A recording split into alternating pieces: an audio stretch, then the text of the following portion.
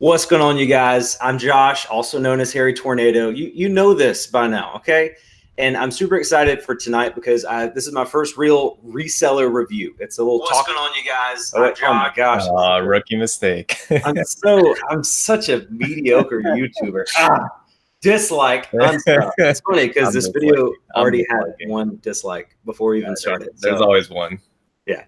But I'm really excited tonight, guys. I'm doing the Reseller Review talk show, and I've got my best friend, my best internet friend here, Josh Kim with a lot of Josh. Josh, what's going on, man? What's up? So yeah, my name is Josh as well. I think that's why we get along.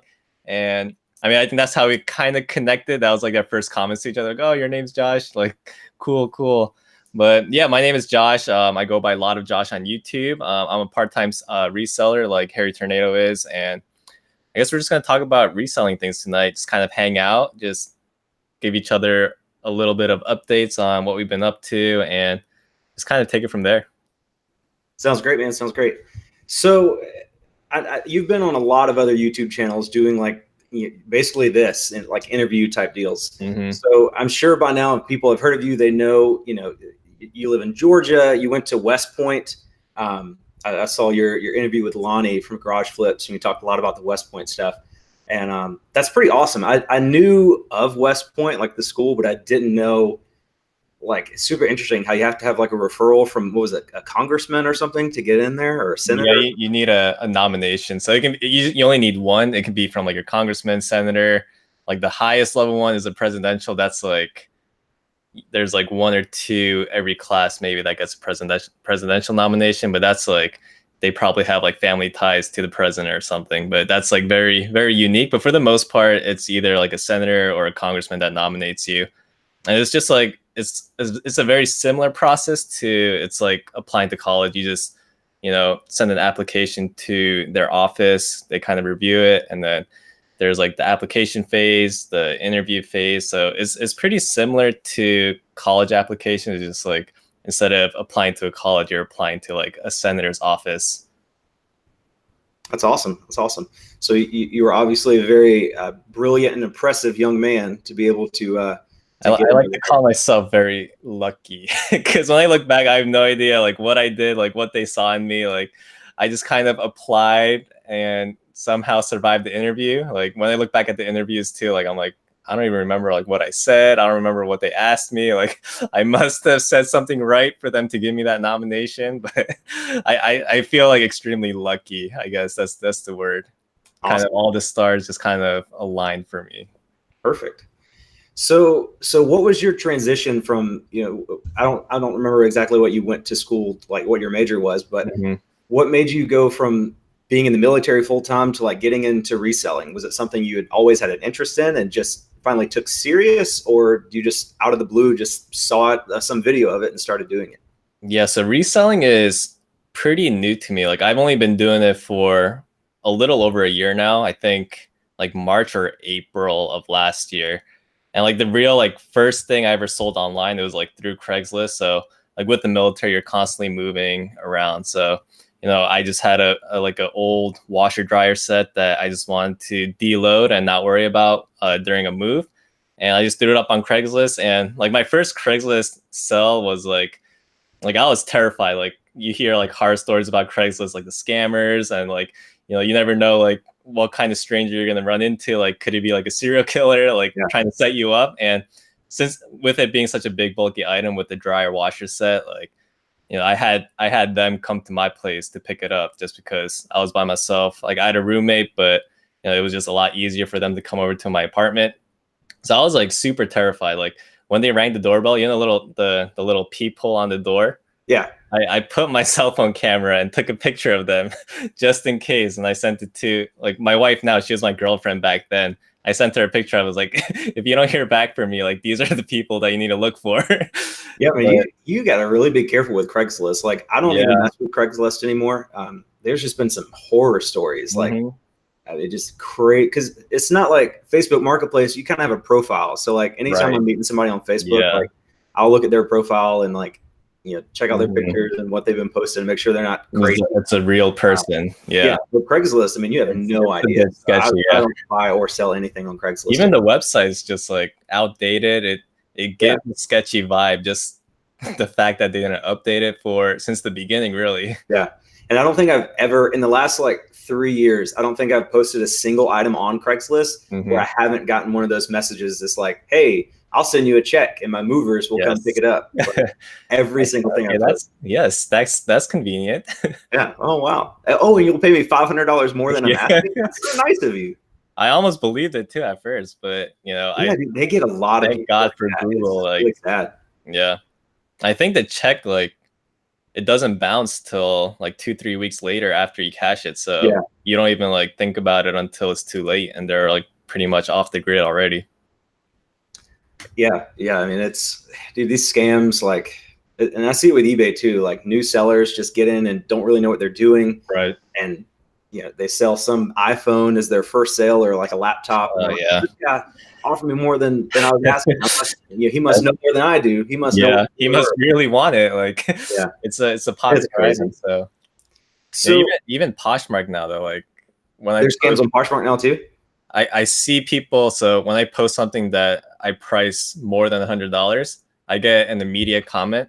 And the person's like, oh, like I'm super interested in this item. Like, send me an email at this email address. But Poshmark's been pretty good at, I don't know what system they have in place, but they have a pretty like good automatic system that identifies that pretty quickly and deletes the comment almost like immediately. But I'm like starting to see people attempting those scam things on Poshmark too. So they're everywhere, man. It's interesting. I was watching a video from the H3 podcast. I don't know the guy's name, but this podcast is great. And they were talking about YouTube. I don't know if it's YouTube scams, but your channel was just monetized. I'm hopefully going to monetize mine here in about a month or so. Yeah. And there's a scam where people are like going after videos to claim for like the most minute use of songs or anything like that. So there's like bounty hunters that are just scouring YouTube looking for. This one guy did a video about Bohemian Rhapsody and never played the song at all. Like not even a millisecond of the song. Really? He just he said the word Bohemian Rhapsody. Okay. And then they claimed his video. And the video had like 300,000 views. So it was probably $10,000 in ad revenue. Yeah. I think I have 2 videos that got demonetized because of that.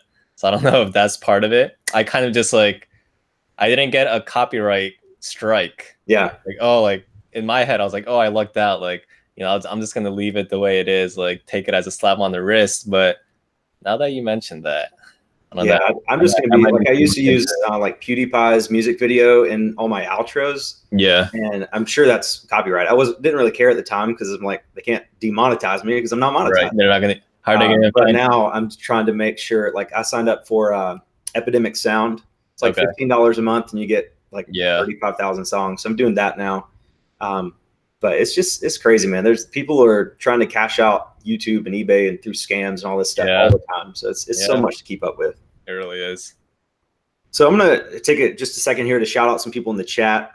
We've only got 15 people. Guys, go get your grandma, tell her to log in, and let's get this chat going up. So we got Visually Impaired. What's up, man? Glock 30 fan. I think he's here. I think he had to leave or something. Yeah, he said he has a flight to catch soon. Yeah. The Truth, Palmetto Finds Reseller, Dizzy Angie, Flippin' Particles, Heather the Reseller, Maria P, Carson Hutcherson. What's up, Carson? My boy Carson. Hey, Carson's my real life friend from church, and he sent me my first letter in my P.O. box today. So now I'm gonna have to stick I did see that. I saw you got a P.O. box. Pick and Roll. I'm gonna have Pick and Roll's got an awesome channel, you guys. You should check his out. He's actually gonna be on an episode of Reseller Review. I think in like 3 weeks. So really excited to have him on. Yeah, I'll need to catch that. E-commerce mom, Vala Milk. Vala Milk, I've been checking out your Instagram today. Cool stuff. I watched a couple of your videos on your YouTube. Subscribed, and it was an awesome channel. And that's everybody so far. So let's see. Here's going to be a fun question for you. What is the worst thing you've ever purchased? Whether it's something that you got really excited about and just bought it and then realized later it had no marketable value at all. Yeah. Or something that is a nice item, but you just really overpaid for. Yeah.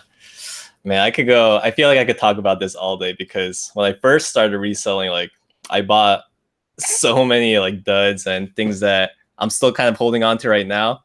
I'd say like the biggest investment that I missed on, I swung and missed was probably I purchased like 200 DVDs at an estate sale, and I only had like 25, 50 cents into each individual one. Looking back is like the stupidest thing I've ever done, but at the time I was like 25 cents for a DVD. Like if I sell, one DVD, 25 cents invested, and sell each one for $4 or $5, like in my head, like doing the math, I'm like, man, I'm gonna make like hundreds of dollars on this. Yeah. But after going through photographing, listing, and throwing a few up on eBay, like I quickly realized like it's not worth my time. It's not worth like it's not a quick flip, right? These DVDs are mostly long tail items, unless there are a few DVDs that are good. For the most part, it's a very saturated market. So after listing like 10 or 15, like I just pushed the DVDs to the side, and I still have like 2-3 boxes of DVDs sitting in my closet that I'm probably gonna donate. But I have a few buys like that where I was like, oh, this is too good to be true. Like why is he pretty much giving it to me for 25, 50 cents? But yeah, that DVD, like those boxes of DVDs, is probably my worst buy. Yeah, I saw. I'm pretty sure you follow Chris Daily Refinement, and he's got a guy that's on his mastermind calls that like only sells DVDs, but he doesn't take any photos. Like he uses stock photos of the DVDs. So I don't know how he gets them. I'm assuming he pays pretty much nothing for them. But I mean, his ASP is probably like $4 or $5. I mean, DVDs just don't have a lot of resale value. I've seen a few people doing that, and some people like they don't do tracking at all, so they just send it like in a little envelope with stamps, and that's how they kind of like balance out the margins there. But I'd have to create like a completely different eBay store for that, just to kind of separate the two kind of business models. And I don't know, like DVDs are just tedious work. Is very. I will say this about DVDs, like so a couple days ago when they announced that The Office was leaving Netflix, I was like, this is going to be. I'm the biggest Office fan in the world. Like my dog's name is Mose. I'm telling you, like I am the biggest. And I was like, oh, I'm going to need to buy The Office on DVD now because I'm not going to be able to watch it on Netflix. I'd rather spend $50 on the DVD set rather than $15 a month on an NBC streaming service. Yeah. So I went on eBay and I found one for, I think it was asking like $45 plus shipping. And I offered him 38 because like after shipping it would have been 50 even. And he straight declined me. Like, really? Give me a counter or anything, just decline. He's thinking the same thing then. Yeah. But I was like, I should have just bought it. Because now if you go on today, like the cheapest one's like $80 and it's like on auction. Like there's some listed all the way up to 150. Yeah. And even on Amazon Prime, I think they're like 95. And so you never, like some people could see, like if they don't know the popularity of The Office, they could see that DVD set and they're like, oh, DVDs. I heard Josh and Josh saying DVDs are useless and worthless. Exactly. And I've sold DVD sets for an extreme amount. Like a few weeks ago, I sold, it was like a marksmanship, like little gun training video. And it was like a set of 10 DVDs that I found at the thrift store. And I picked them up for $5 and they sold for $100. Like, wow. And it sold pretty quickly, like within the week too. So like there are DVDs that are good, but you have to be careful with kind of like the mainstream movies. And I'm like a big Disney fan. So when I first started reselling, like I would buy everything that was Disney thinking that it was good. Me too. Like, I fell into the VHS Black Diamond little VHS, how there's like the whole little hype about, this is $2,000. Exactly. And like when I first started reselling, like I didn't know any better. Like I'd see people talk about it on YouTube. I'm like, oh my God, like I have some of that. Like my problem was when I first started, like I found Rally Roots and that's like why I started.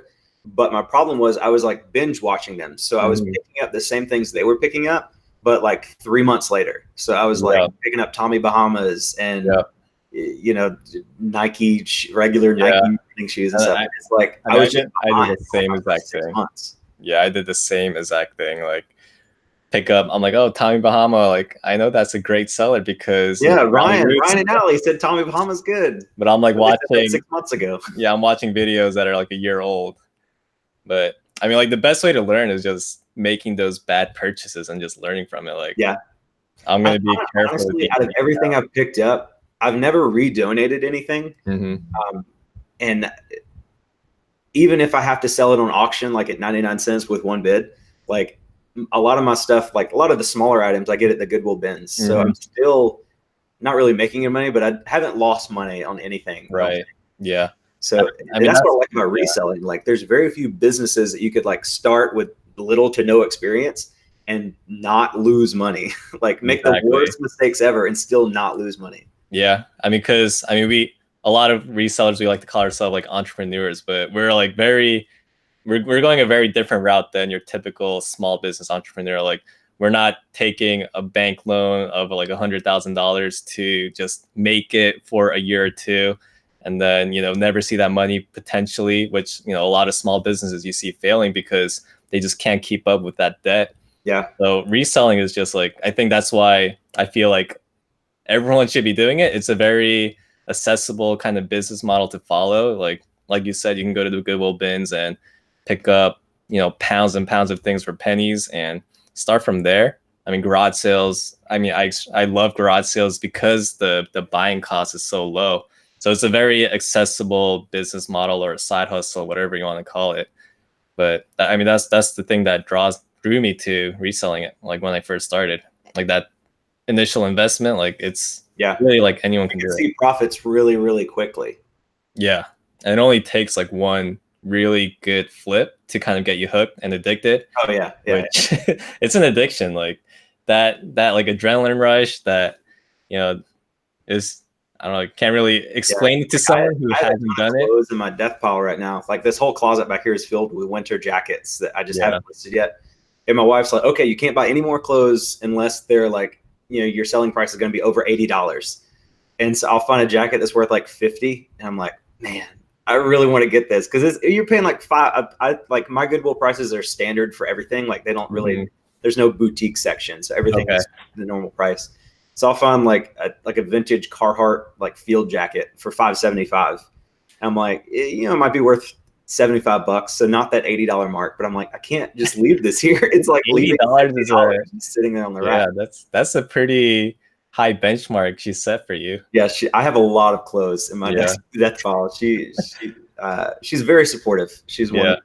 wonderful. But sometimes I need to have the reins pulled in on me a little bit. Yeah, that's kind of what happened with me too. Like when I first started, like I took over our entire apartment. Like my reselling was creeping into the living room, our bedroom. Like I had stuff all over the place, like boxes, bubble wrap, like those air bubbles, like they were everywhere. And my wife was just like, like you need to get this like squared away and tucked into a corner somewhere because I'm not gonna, it was to the point where like our floor was covered with like packing supplies, like inventory.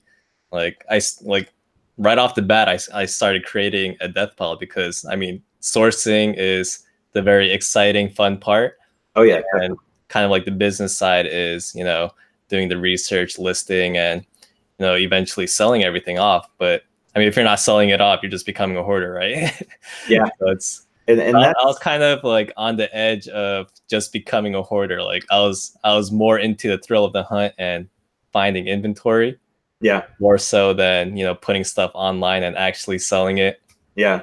And Pick and Roll, the guy that I was talking about earlier, he's the only reseller I've met that doesn't have a death pile. Like he lists everything like Yeah, immediately, and it's just so tough. Like it is. because That's impressive.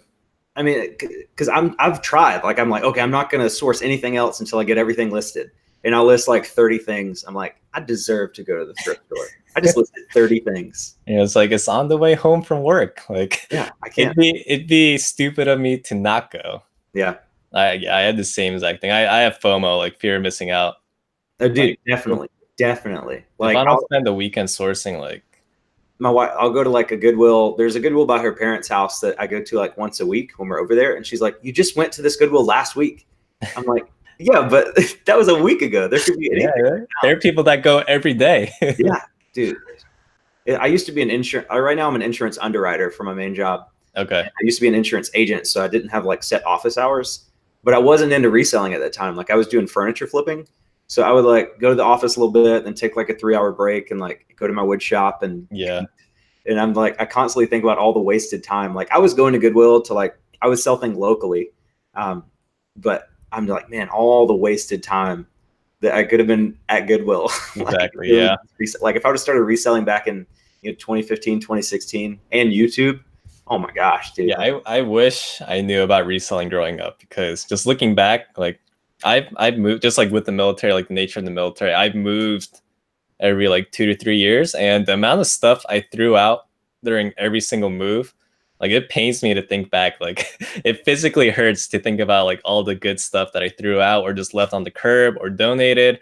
Like I was like, that was a lot of good Yeah. stuff. And I always think about all the stuff I grew up with, like my Nintendo 64 and like I used to like remember when Nickelodeon put out all that, like they had like the phone and like the boom box. yeah, yeah, I got all that stuff, and I remember all this stuff from my childhood. And I'm assuming my mom just sold it at a yard sale. yeah. Man, I wish she would have kept it in the attic so I could go It's back. funny how those childhood things just disappear. Like I had like a binder of like Pokemon cards and Yu-Gi-Oh cards that I just kind of collected and hoarded and traded and stuff. Like I never knew how to play the game, but I had like a billion cards. And just one day they disappeared, which I'm assuming was probably, my church would have like, those church rummage sales. Like my parents probably just brought it over there, gave it to the church, and let them kind of sell it off for like $5. But thinking back, like if I kept all of that, like all my like Nintendo 64 games, like I don't know where that stuff went. Like Yeah, it drives me crazy. It drives me absolutely crazy. So there's a couple people in the chat, visually impaired. This guy's pretty cool. You should check out his channel too. He's legally blind and he's a reseller. And so I know about Chad, and yeah, I watch his really videos cool, too. yeah. But he says he doesn't have a death ball yet. So keep it up, man. Don't like. I know it's exciting sourcing, but like if you can just stay on top of that and just don't let it. I tried to do this thing one time where I took like this big tub, like a plastic 40-gallon tub. Mm-hmm. And I'm like, okay, I'll just put everything I source in this tub. And when the tub starts overflowing, I have to stop sourcing. So like I tried to keep it at that level, and that didn't work. I had a full tub and like the whole floor covered in stuff. Like, well, I'll just buy one more tub and Yeah, it'll look clean and organized. So it's all good. Palmetto finds reseller. She's a reseller. I think I don't know if she lives in Columbia with me, but she definitely lives close. She says she doesn't have a death pile. Makes her crazy if she can't get everything listed the same day. That's a good problem to have. That's impressive. Music City Vintage, what's up? I have a death pile of seasonal items. I really try to get everything listed before I allow myself to go out and source. Yeah, like this closet, like I said, it's a death pile, but it's not. Even if I had time and nothing else to do, I still wouldn't list this stuff because I want to wait until like August, September to list all my winter clothes. Yeah, and I'm sure you feel this too. Just being a part-time reseller and having a full-time job, it's not easy to build a business on the side while you're working like 40, 50 hours a week. Like you have the most energy during the day, you come back, it's like 6 p.m. at night. Like all you want to do is sit down and do nothing. Like your brain's already fried. Like you're physically, mentally drained, and to get yourself motivated to list, it's not easy. I feel like part-time resellers who are like really killing it and like their business is really thriving, like those are the people I'm like more impressed with them, that are like almost making a full-time income. Like he works like 5 or 6 days a week, like night shift. Yeah, and he posts videos every day pretty much, and dude, he sells like 10 things a day. Like he's got like 900. I don't know how he like YouTube takes up a lot of time in itself, and he posts pretty like I think he uploads like 4 or 5 videos a week. It's crazy. Like, he does that, and he's just looking at like what he's selling. Like he's making a lot, and he's selling a lot of good things. He told me what he does full time, which I'm not allowed to say. Yeah, he probably makes pretty good money. Yeah, I know what he does too. He lives in California, so I'm sure the cost of living there is higher than it is where you and I live. Mm-hmm. But with his expertise and like what he picks and stuff like that, he could easily go full time. Yeah, easily. But I think he enjoys the job too that he has. Oh, yeah. That's like another envious thing. Like people who like those are the people that have figured it out. Like people who love their full-time job and they're just reselling on the side, and that side hustle is thriving as well. It's crazy. So moving on to this now, I know, but I don't know. Maybe some of my viewers don't know, but you also sell on Poshmark. Do you think, like with Poshmark, do you think it would be worth it at this point for people who are only selling on eBay to pursue selling on Poshmark? Like pursue learning the whole listing and how to ship and all that stuff. Do you think it would be worth it for new sellers to get into that? So trying to transition from eBay to Poshmark, I'd say is easy because they have very similar like vibes in terms of listing and photographing. It's a very similar system, but there's also like crazy differences. Like when I first started my Poshmark closet, like I got bombarded with notifications, and I had like it was kind of overwhelming. Like I get like a hundred plus notifications of people just following me. This was like right when I opened up my account. Like did absolutely nothing. I just filled out my bio and zero listings. I just have like an about me page, and you're just like bombarded with notifications, and it was overwhelming. Like I had no idea what was going on. Like I was like, okay, like I made a profile and listed one pair of shoes just to see what happened, and it's like I literally have, I think like 400 people followed me, and like 300 or 400 people like shared this thing. I'm like, okay. And it like, I deleted the app because I the notifications couldn't keep up. Yeah. Too much. And I wasted so much time in the beginning too. Like I was like, oh, like these people are following me. That's so nice. Like I'm gonna go back and follow everyone back. So I was spending like 2 hours just like follow, like with absolutely nothing done to my closet, like zero listings. And I'm just sitting there just following people. Like, oh, like I think this is what I'm supposed to be doing. So following back like 1,000 people, just wasting my time away. But I think like now that I figured it out, so clothing it's not like the main thing I sell. It's definitely like a small category in terms of like the scope of my reselling business. I'd say maybe like 20-25% of my inventory or the stuff I sell is clothing. But just looking at like my clothing sales, I think if I were to just do clothing, I'd say Poshmark is worth it. So just looking like, I think a lot of people also think like Poshmark is mostly like, like women's clothing, right? But there's also a pretty good like men's market too, and that's kind of like primarily the type of clothing I pick up, just because that's what I'm familiar with, and it's just a lot easier to learn for me.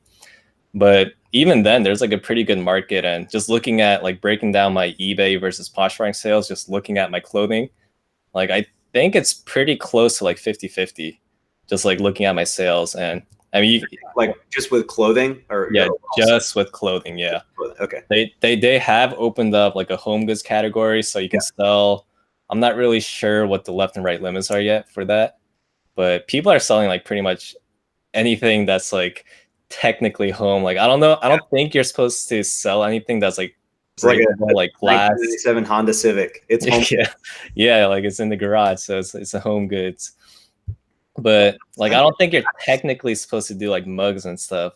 I don't know, they haven't really specified, but people are selling that stuff, like mirrors. I've seen people sell mirrors on Poshmark, but I don't think you're supposed to do. But like just strictly talking clothing, like so you can go like what I do I cross list everything from eBay to Poshmark. So if I sell something on eBay, I'll go over to my Poshmark closet, and there's like a little option where you can mark it not for sale. So that's just what I do. If I sell something on eBay, if I sell something on Poshmark, I'll just go to my eBay store and just take down the listing. So there is kind of like that inconvenient factor, and I am kind of scared. Like, what am I going to do if I sell something like the same item on both platforms? Which people are telling me just cancel the Poshmark sale because there aren't any like repercussions, or like they're not going to do anything to really hurt your account yet. But I am kind of scared of that. But I think just looking strictly at numbers, it's almost 50-50 in terms of like sales. How often do you find, like I remember in one of your videos, you picked up that pair of Coogie like slip-ons that had like the average sale price on those was like $20-something higher on Poshmark than it was. Yeah. How often do you find things that have a higher sale price on Poshmark versus eBay?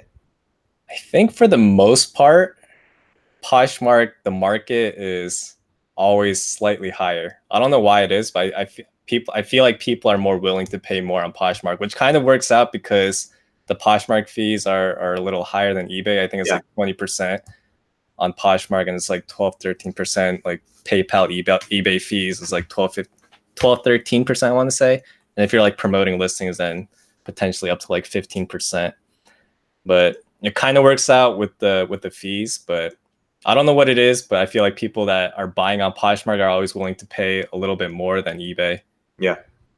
I might have to get into it. Like I don't want to do the constant sharing and stuff, but I feel like if you're posting quality items and with good photos, then you're going to get the sales regardless of how much you share. Yeah. But again, I don't know what I'm doing on Poshmark, so I could be wrong. Yeah, just don't do what I did and spend like an hour just following people back just because you're like, oh, like they're Social following me media because aspect of it rather than the business aspect of it. yeah, exactly. And but yeah, I mean, it definitely there's like a correlation between like the amount you share and the quantity and volume of sales you get. There's definitely a correlation. Like if you're not sharing, like if you're not listing, like your sales will tank pretty quickly. But yeah, it's a lot of like the listing is very easy, the shipping is very easy, but the sharing does take a lot of time. Like if you want to do it properly, which I'm probably not. I share my closet like once or twice a day right now.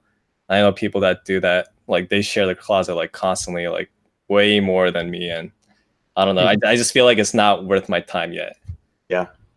I really like eBay. I mean, you can just list it and just let it go. You know, Yeah. occasionally you might want to like remove listing and sell similar or something, but like just the constant, I say I don't like being on my phone. I am on my phone all the time. Yeah, exactly. But like, I don't like having to be on my phone all the time just to share my Poshmark Right. Yeah. or share other people's listings or whatever. Yeah.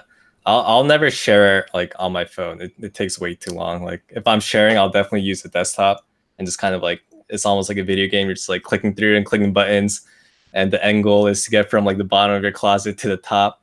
But I also don't have like a crazy number of listings up on Poshmark, so I only have like I think like just over 100 listings right now. So people that have like 500 plus items on their store or their Poshmark closet, like that, like just sharing like 500 listings, that takes a lot of time just doing it once. Yeah.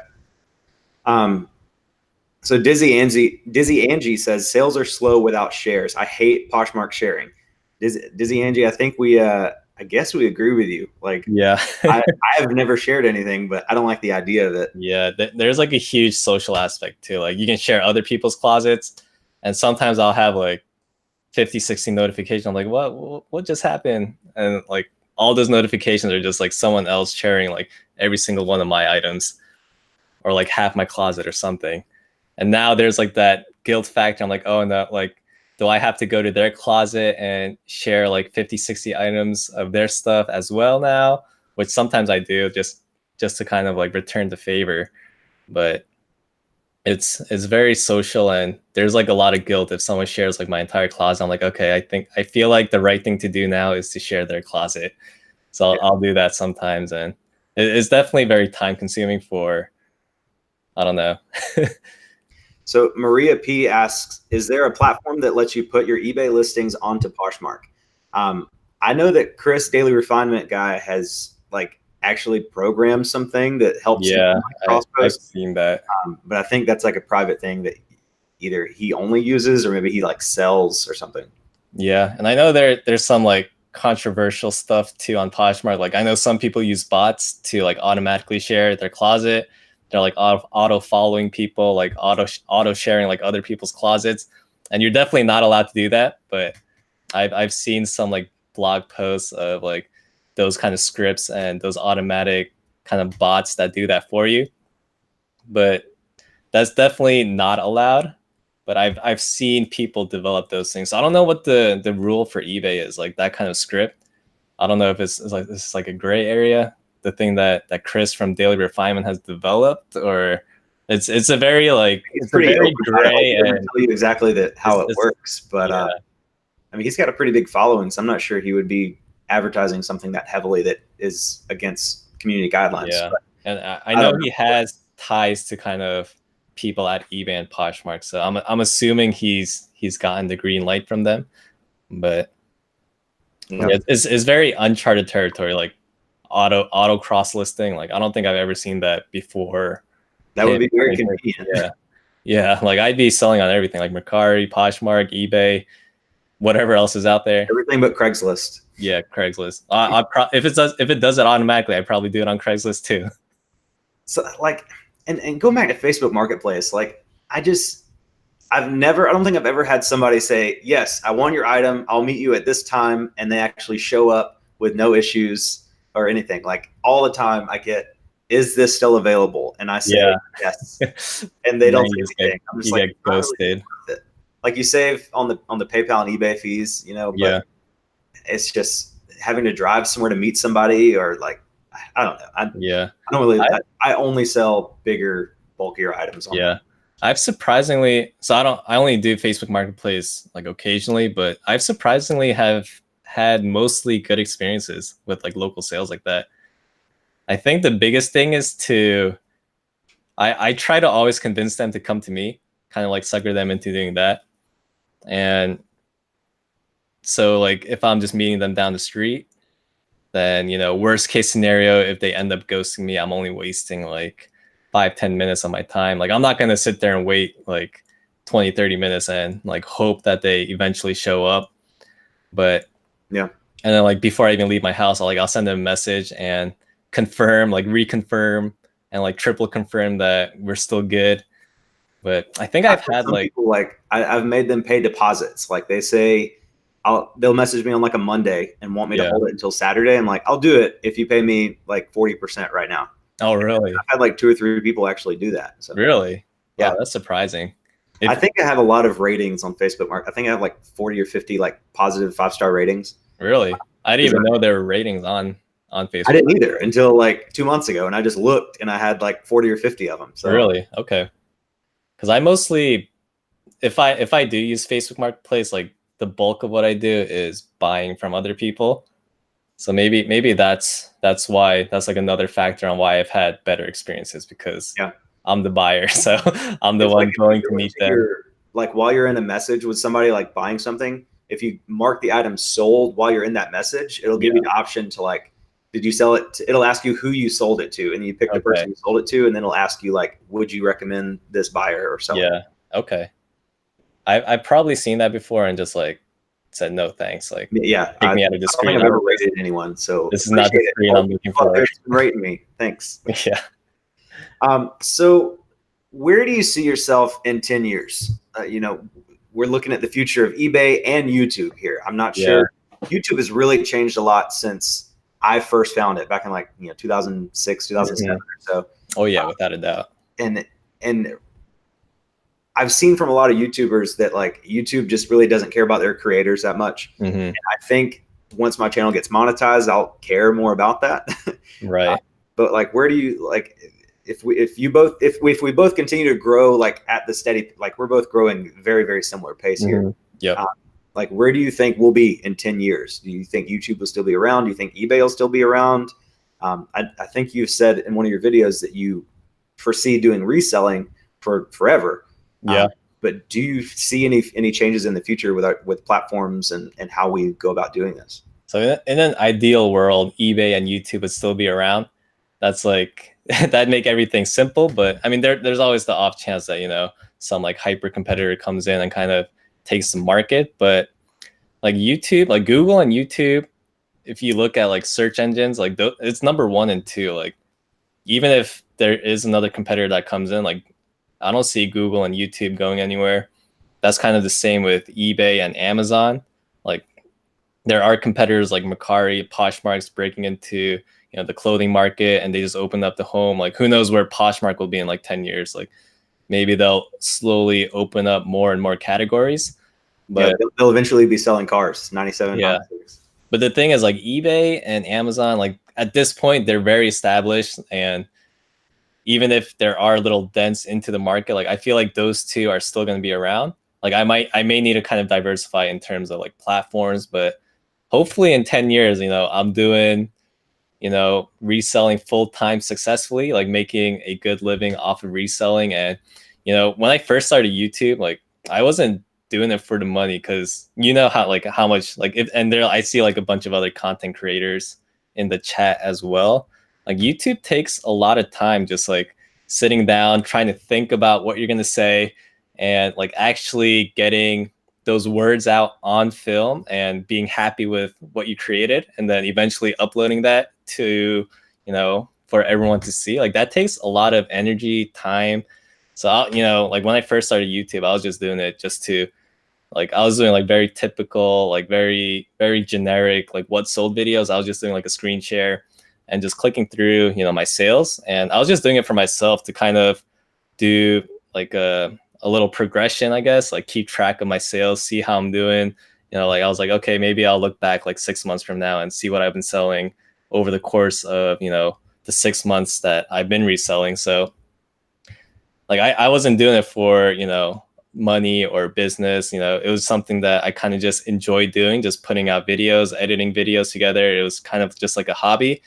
But, now that I'm not making a lot of money at all right now, like I think I'm making just enough barely to pay like my phone bill right now a month. That's still pretty cool, man. Like just the Yeah. idea of, like if you would have told me like back when I was in high school, like 2009, like that you could do YouTube to make money, like that just blows my mind. Yeah. Like, And it's like paying off my looking at phone bill. Cincinnati Picker, like have you seen his sub count lately? Yeah. His channel blew up. Dude, it's crazy. Like he was like when I made his like intro video for him, he was at like 7,000 subs. And with those numbers, he was posting 3 to 4 videos a week. I mean, he might be making $200 to $500 a month or so in AdSense. But now, like, I mean, his videos get like 15 to 20,000 views. He's getting more views than subs, like, which is insane. I have no idea what he did, but yeah. I mean, he's probably making $1,500 to $2,000 a month right now. Yeah, like, so I definitely see the potential there, and I think there's kind of like a negative stigma sometimes. Like sometimes I feel guilty saying, like it feels good to kind of get rewarded like with like a monetary value, like with all the work I put into the videos. But I think it's like totally cool to do it for. I mean, you're not gonna always just do it for the money, because if you're doing it just for the money, like you're just gonna burn yourself out. Like I definitely enjoy YouTube, like making videos and stuff, but I don't see anything wrong with like also having that incorporated into the business, because it does take a lot of time. But I think like moving forward, like my priority definitely would be reselling, like build it up so I could make like a comfortable living with just reselling, and then of course have like YouTube on the side as like a secondary source of income or something like that. Yeah, like ideally, like my wife and I've been married for 2 years, about the same as you guys, I think. And we don't have any kids yet, but I'd like to get to where I could replace her income with eBay and YouTube. So when we have kids, we could let her stay home with the kids and not have any income changes. Yeah. And she could help with eBay. She doesn't really like it, but she can help with eBay and stuff like that. And YouTube, like once you get it going, I feel like it's pretty easy. I think there's an expectation to like to be successful on YouTube, you have to spend all this money on camera equipment and lighting and stuff like that. And like Cincinnati Picker has a GoPro Hero 7, and I'm pretty sure he doesn't have any studio lights or microphones. Yeah. Same thing with Garage Flips. Like he's just got a GoPro. And that's what I like about the niche of reselling YouTubers, is that production quality is not a huge factor. Like people just want to see you go to garage sales, and they just want to see what you sold. They don't really demand that high quality that would come with like a gaming channel, right? Yeah, channel or something. Yeah, I think people value information, and the thing I love about like there being so many different resellers on YouTube, on Instagram, kind of sharing their experience, like I don't think you'll ever find two resellers that do everything exactly the same. Like I don't think you'll ever find two people with the same exact business model. And that's like everything I do is just a copycat of what multiple people are doing. Like I've stolen ideas from this person, that person, like multiple people, taken tidbits from them, and just kind of built my own business, something that works for me. And everyone's going to do something different. Everyone's going to disagree with you doing this a certain way. But I mean, that's like the amazing thing about reselling. You just do what works for you. And if you learn something from someone else, you kind of just incorporate it and make it adapt to your situation, and just kind of take it from there. And just, it's like your reselling business it's like your baby. Like you created it. Like it's a mishap of like so many different products, but this is yours, and that's like the thing I love about like this whole reselling thing. Like, yeah, for sure. Like Chris Daily Refinement said the other day that very few resellers, like every reseller thinks they're an entrepreneur and they like own their own business, but really we just own our jobs. And I think, and that's true, because I mean, you could sell your inventory and your storage and units and stuff like that, but you can't, there's not really any value in our business other than the value that we bring individually. Right. And I kind of like that. Like, I get it that, you know, whatever, we don't really own our own business. But again, I started my reselling business with $100. Mm-hmm. And I don't know of any business you could start for $100 where you would actually own something that you could sell, you know, Exactly. another investor. Yeah. And it's definitely your baby, man. Like, every reseller does stuff differently.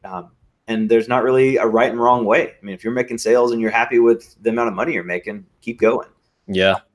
But yeah, I love it. I wish I would have got into it sooner. I wish I would have got into YouTube sooner.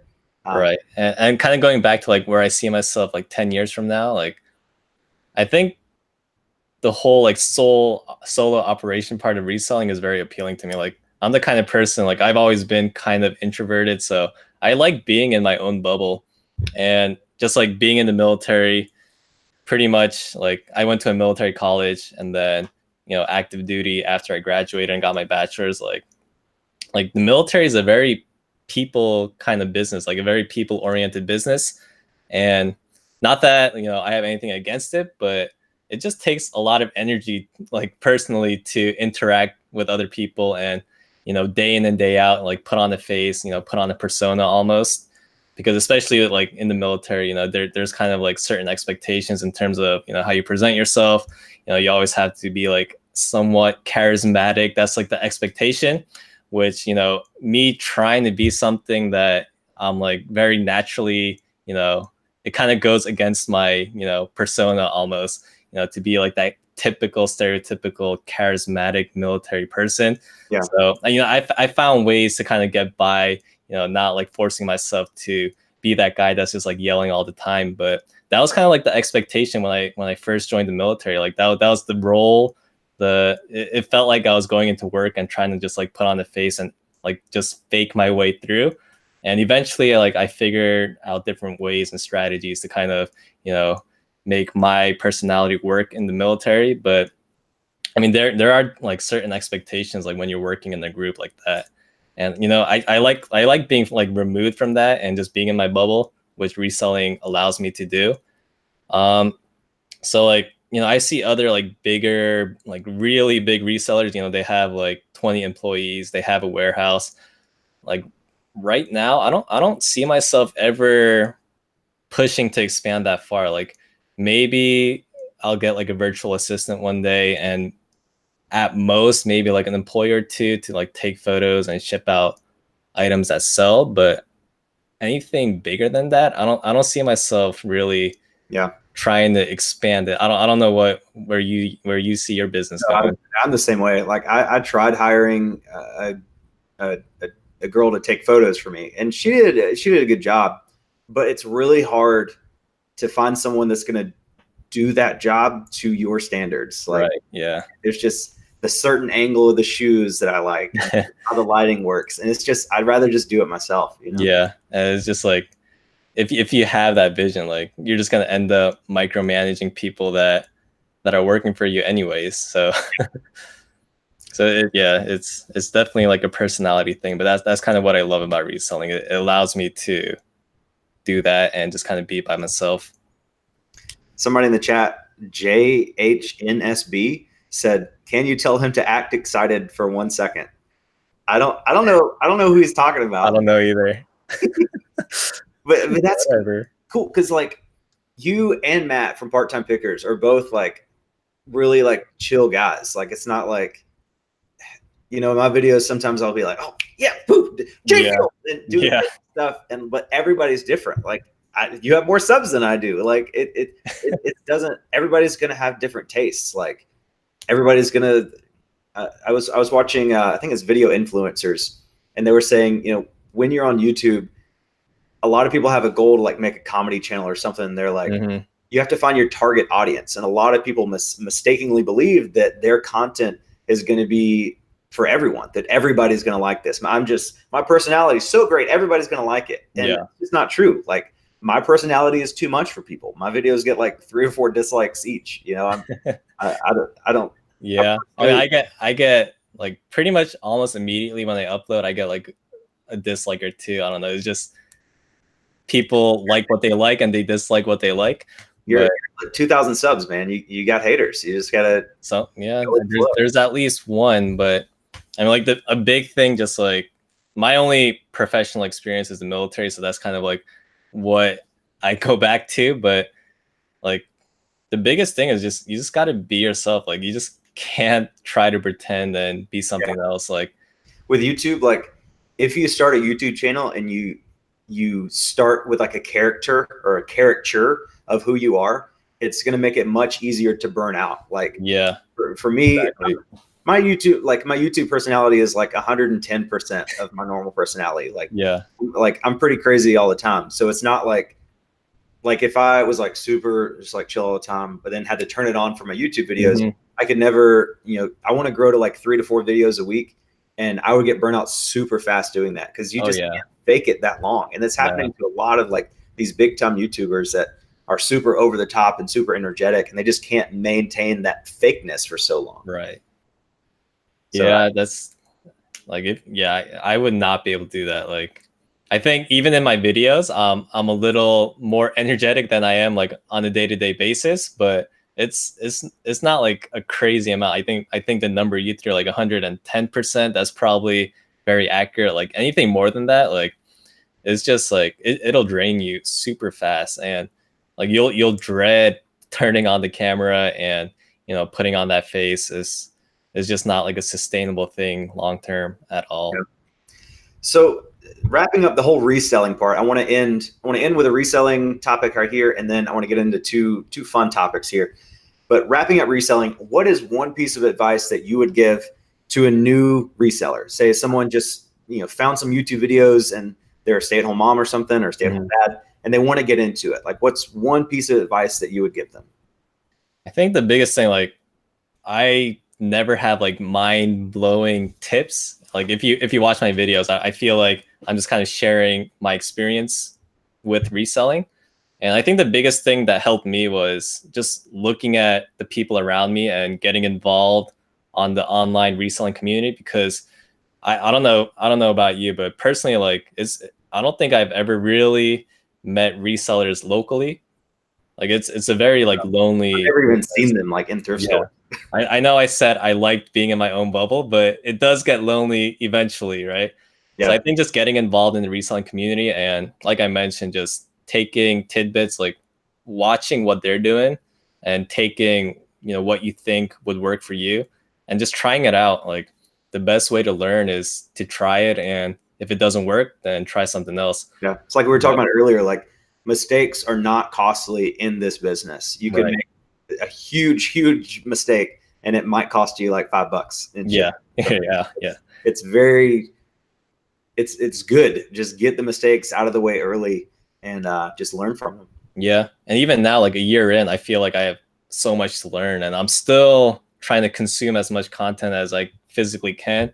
And it's getting hard. Like there are so many like resellers out there now that I've been exposed to, and trying to like learn from everyone, it gets a little much. So just trying to choose like, a handful of resellers every day to kind of just like consume content and, just take a little bit of time to just learn and see what they're doing. Like that's a big part of like the growth of your business too, like just taking time to consume knowledge and seeing what's out there and then eventually applying that to your own situation, whatever that is. Definitely. Well, awesome topics, man. We covered a lot in this video. Yeah. we kind of went everywhere. Everywhere, more than I expected. But Yeah. hey, that's what I love about live videos. You never know what's going to happen. Yeah. So, moving on to some fun topics here. What's your favorite hobby outside of reselling, and not thrifting? Not, I know you love listing, but don't say Oh yeah. listing. Yes. That's the thing about doing this part-time though. Like a lot of my hobbies kind of took a step back.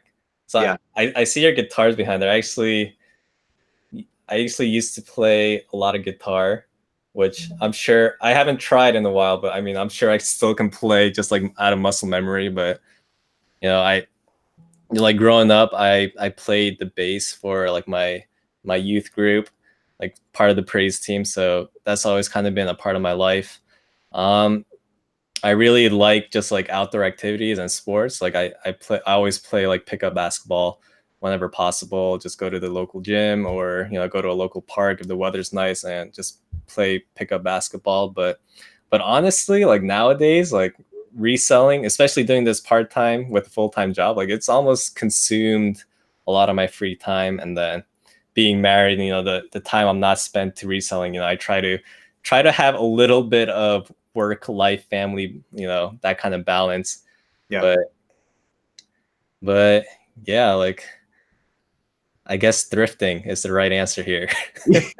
It's like I'm the same way, man. Like there's like I do woodworking occasionally, and I like to play ultimate frisbee and stuff like that. But Yeah, really, nothing excites me more than going into a thrift store. right. Yeah. It's just something about it. It's like it's Yeah. bones. Yeah.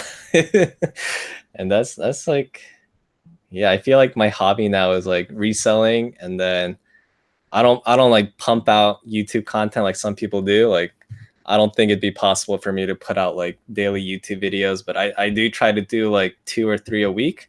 And you know that takes time.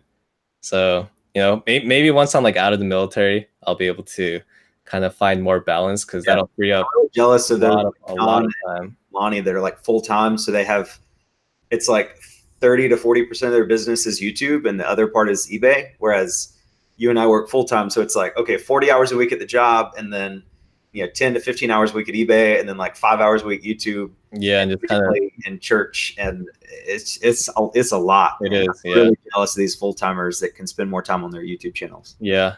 And I've burnt out before, so like, you know, I don't know if I'm sure you've done this too. Like once you burn yourself out, it's really hard to get back in a good rhythm. So I do try to, you know, go out and hang out with my wife, you know, just kind of take time to just wind down and relax. But it's a lot. It's yeah, like those people like we mentioned, like that are doing this part-time with a full-time job, making YouTube videos, like I don't know how they do it, man. It sounds fun. Yeah. Like that just sounds like the dream. Just Lonnie Yeah. sitting in the shed, making videos, drinking coffee, and selling 10 things a day. That's life. Yeah. It's kind of scary though. Like the closer I get to me like making that jump, and like a big part of why I feel like right now is a good time is because it's going to be like a pretty hard close in a chapter of my life. Like the end of a contract, like you can't get a harder close than that. Yeah. So I feel like if I don't take this opportunity, you know, like take advantage of this little, like small little window to at least try it out and see if I can do it. Like I feel like once I get back and like if I get like a corporate job and just kind of get in the rhythm of working, it's going to be hard to break that and, you know, make another commitment to something else, like taking a leap and trying to go full time. So I don't know. We'll see how it goes. We'll see. Keep you guys updated. Sky's the limit for both of us. Yeah. I'm excited. I'm excited for you, man. Like moving back to Jersey, getting out of the Georgia heat. I think you'll thrive a little bit better. I don't know how the Yeah. scene is up there. Yeah. I mean, I'm originally from the Northeast, but I've spent like the past like 5-6 years in the South. So I don't know. It's kind of like bittersweet. I'm excited to go back to that Northeast geographical area, but I mean, like Georgia, I've lived in Georgia for like 3-4 years, like collectively. So it's almost. I mean, I consider it home too. So it's kind of it's like good and bad. Yeah, I've lived Bittersweet. in South Carolina my whole life, and I'm still not used to the weather. It's so hot. Yeah, it's been the past few weekends have been rough. Like especially like going back into the car, it's like a little heat chamber. I Dude, feel like dying. I'm like cars can sticking get my like head out the window. Like 40 degrees. Like it's crazy. hey, you go to one yard sale, that's like 15 minutes. You come back and the car, like the AC, all that air disappeared. It went somewhere. Yeah. And you're just like in the heat box. All right, so last question tonight. We're going to end on a banger, folks. We still got 20 people watching. Make sure you guys smash that like button. Also, go check out a lot of Josh's channel. He posts he posts like 2 or 3 videos a week. I feel like they're all great. Give him some love. If you want to support a YouTuber, well, he's monetized now, so just watch all of his ads. But if you have another YouTuber that you like, whether it be me or another YouTuber, and they're not monetized yet, if they use Amazon affiliate links, be sure to, anytime you want to order anything from Amazon, not anything linked, but anything at all, click on one of their links and go to Amazon through their link. and they'll get commissions on anything you buy. So it's a great way to support smaller YouTube channels that are not monetized yet, and no extra cost to you. I mean, you're going to buy the item anyway. So just a helpful tip on there. But also ending on a banger here. Uh-oh. So Josh, tell me, what is the craziest, weirdest, creepiest thing that's ever happened to you? Have you ever been abducted by aliens, or if you have a cool ghost story or anything like what's the one story that comes to your mind when you think about that? The creep, man, I don't think I've ever had like a supernatural, experience with something like ghosts or, like Bigfoot out in the woods. I was But really hoping you were going to see Bigfoot when you were out doing yeah, your there are times where, I thought it was like it'd be pretty close. Like whenever we do like field exercises, it's pretty much like an all army paid expense. The army's paying for a nice little camping trip for us. That's kind of how we think of it. They're paying for us to build a campfire here and there. But I mean, the closest thing is just like I've seen like hogs, I've seen a bear, and I've seen rattlesnakes. That's about like the scariest like moments I've had in the woods. But no, like old Civil War soldiers like like watching over trying you. to haunt me. No, like I still have a little bit of time left in the military, so maybe one last rendezvous in the One last woods. salute from Yeah, they'll give me a little goodbye, like job well done, like thank you for your service, like and I'll just be like, oh my god, that's a ghost, that's a ghost. But yeah, I don't like supernatural event. I don't think have you ever had an experience like that?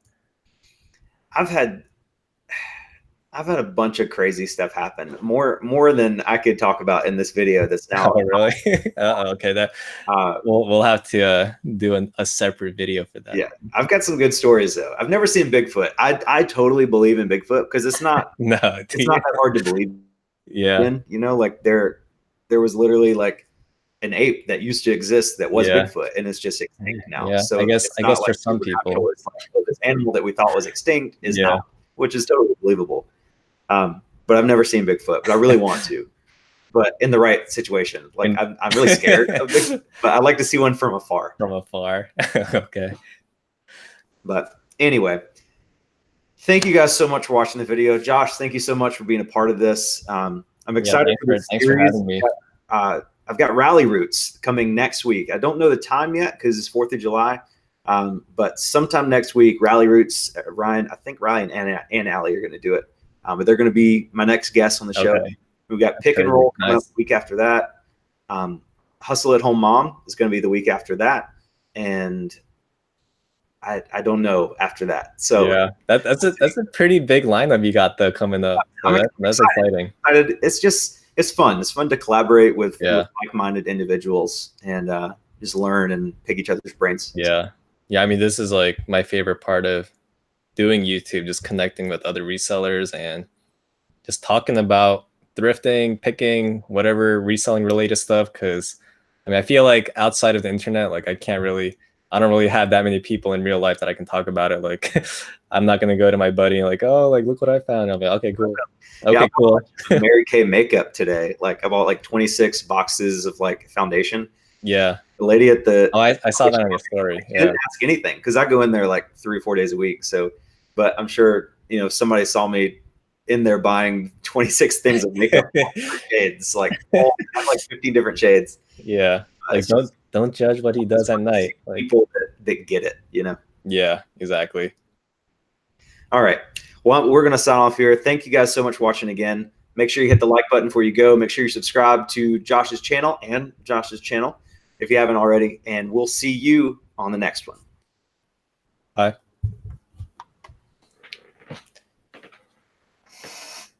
Okay. Stop it.